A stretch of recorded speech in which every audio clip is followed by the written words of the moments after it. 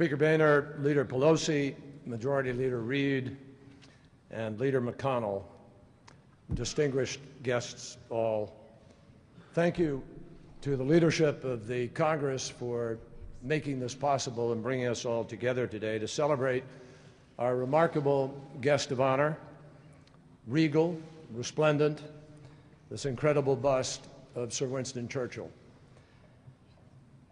Sizing up this famous and inimitable expression, forever now captured in bronze and forever here in the Capitol, we remember not just the stirring oratory that you've heard us reminded of in the speeches thus far, oratory that literally rescued the world, gave hope to the world. But we also know something about this man's capacity to put the fear of God into his critics and anyone who dared to take him on. The withering retorts that struck fear into those critics. It was Churchill, after all, at a late-night party long past its rightful expiration date, who encountered a scold from his own party, who exclaimed in horror, "Winston, you are drunk. You are very drunk. You are very, very drunk." And Winston, without missing a beat, looked back and said, You are ugly. You are very ugly. You are very, very ugly, and what's more, tomorrow I shall be sober.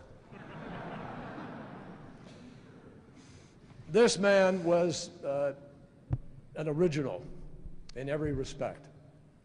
When he was invited to the White House to stay for a week, he stayed for months. He felt free to use President Roosevelt's bathtub, but no need to wear his bathrobes, or any bathrobe when he was done. He really wrote the book on marching to the tune of your own beat, your own drummer. Leadership in times of crisis, that was Winston Churchill. A call to a great cause, among all things, above all things, parochial. A man who answered his country's call and was sobered by service in war himself. That was Winston Churchill. But so too did he remind us often that sometimes laughter is precisely the prescription for the ills of any political system. Even as Sir Winston famously summoned the humility to laugh at himself, or, as we know, sometimes at the expense of others, his defining characteristic was, of course, the courage to lead so many through so much. Last autumn, I had the privilege of finding myself in London, standing in the same subterranean World War II bunker, the very first of what we now called war rooms. And that was where Winston Churchill presided over Great Britain's finest hour. It gave me new respect for a man who understood the nightly bombing raids and summoned in fresh words what today have been repeated and remembered by so many, to never, never, never give up. It's easy to forget that Churchill didn't just commend those words to others. He lived them himself. When he was a prisoner of war in Africa, he managed to escape. When demoted for his role in Gallipoli in World War I, he picked himself up, taking a new leadership role on the Western Front.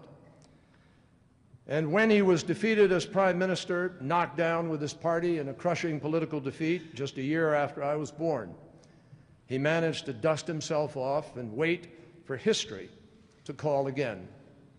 He proved to all the world that life as well as leadership go on long after losing a mere election.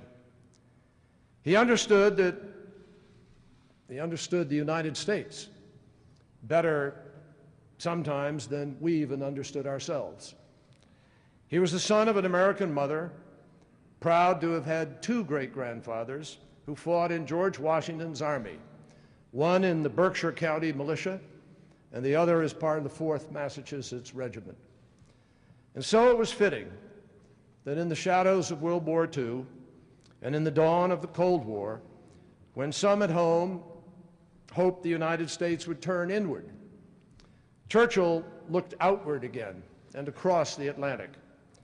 He traveled to the heartland of our country, to a tiny college in Fulton, Missouri, and he spoke of America's awe-inspiring accountability to the future.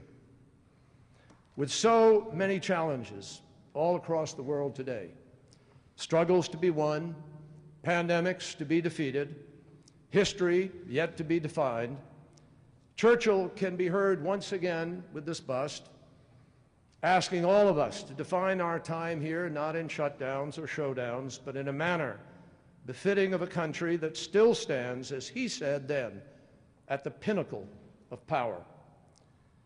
That quintessential British subject and statesman upon whom President Kennedy, as we learned from the speaker, conferred American citizenship, helped define the relationship, the special relationship, between the United States and the United Kingdom. But more than that, he understood that even the greatest patriots are not just citizens of their own countries, but citizens of the world with responsibilities that go with it. As the proud recipient of the State Department's first and only honorary American passport, he would no doubt look to all of us today to use the privilege of our own passports, as he did, to help meet the world's challenges in troubled corners of the globe. Cynics today might say, well, that's an improbable aspiration. But hundreds of years ago, in this very city, what could have seemed more improbable than this day itself? To think that in Statuary Hall, a building British troops tried to burn down, that now the bust of a one-time Secretary of State for the Colonies, will forever stand alongside the statue of Samuel Adams, a founder of the Sons of Liberty. And well, it should. To remind us that our job is to do the improbable. And in that endeavor, as Winston Churchill's likeness resides among our greatest patriots, Winston will remain forever an inspiration to those in the Capitol and across the continents. We are sometimes, all of us, as we know too well, separated by oceans, and we are sometimes separated by political party or by ideology. But this bust will remind us of the bridges that we must build to span the gaps, so that the work of democracy can continue, so that together we might fulfill the solemn duty to carry forward the cause of freedom and fundamental rights, and so that we can strengthen our alliances, mindful that in a world far more complex than even Winston Churchill could have ever imagined or predicted, progress comes only when we pursue it together. The truth is that this bust, residing in this Capitol, in this place, will remind us of that forever.